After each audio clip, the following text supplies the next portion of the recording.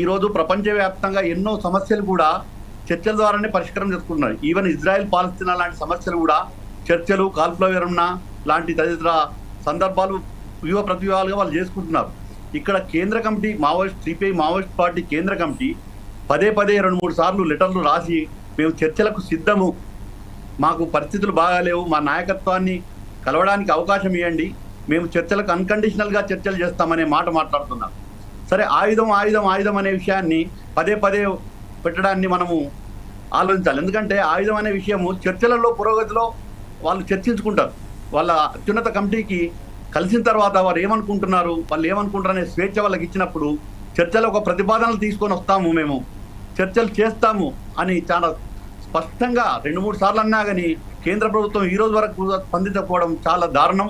నిన్న బండి సంజయ్ మాట్లాడడం ఇంకా దారుణం. ఎందుకంటే దేశంలో ఒక ప్రత్యామ్నాయ విలువల కోసం, ఒక ప్రత్యామ్నాయ రాజకీయాల కోసం, పీడిత ప్రజల కోసం పోరాడే క్రమంలో మావోయిస్ట్ పార్టీ ఇన్నేళ్లు పోరాడుతుంది. వేలాది మంది అమరులను కోల్పోయినా కానీ వాళ్ళు ఏ మాత్రం అది కాకుండా ప్రజల ప్రయోజనం కోసము వాళ్ళ యొక్క ఈరోజు చర్చలకు కూడా సిద్ధపడ్డారు.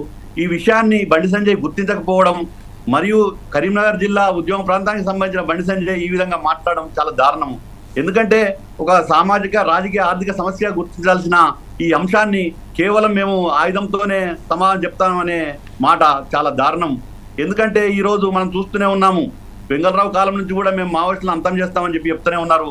ఈ రోజు వరకు చేస్తామని అంటూనే ఉన్నారు. ఈరోజు అమిత్ షా గడువు విధించవచ్చు.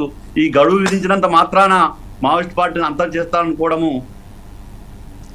కరెక్ట్ కాదు. ఈ రోజు మనం ఎందుకంటే బండి సంజయ్ ఒక కేంద్ర సహాయ మంత్రి, దట్టు హోంశాఖ సహాయ మంత్రిగా ఉన్న క్రమంలో ఈ విధంగా మాట్లాడడం అనేది చాలా దారుణమైన విషయము. ఎందుకంటే ఈ రోజు తెలంగాణలో ఉన్న ప్రతిపక్షం కావచ్చు, అధికార పక్షం కావచ్చు, చర్చలు జరపాలని, బేషరతుగా చర్చలు జరపాలని డిమాండ్ చేస్తున్నారు. మొన్న కేసీఆర్ సభలో కూడా పెద్ద ఎత్తున ప్రజానికం కూడా విశేష స్పందన కనబర్చింది. ఇట్లాంటి విషయాన్ని ఇంత దారుణంగా మాట్లాడడాన్ని ఖండించాల్సిన అవసరం ఉంది. ఎందుకంటే కేవలం ఏదో చనిపోతున్నారని చర్చలకు రావడం లేదు.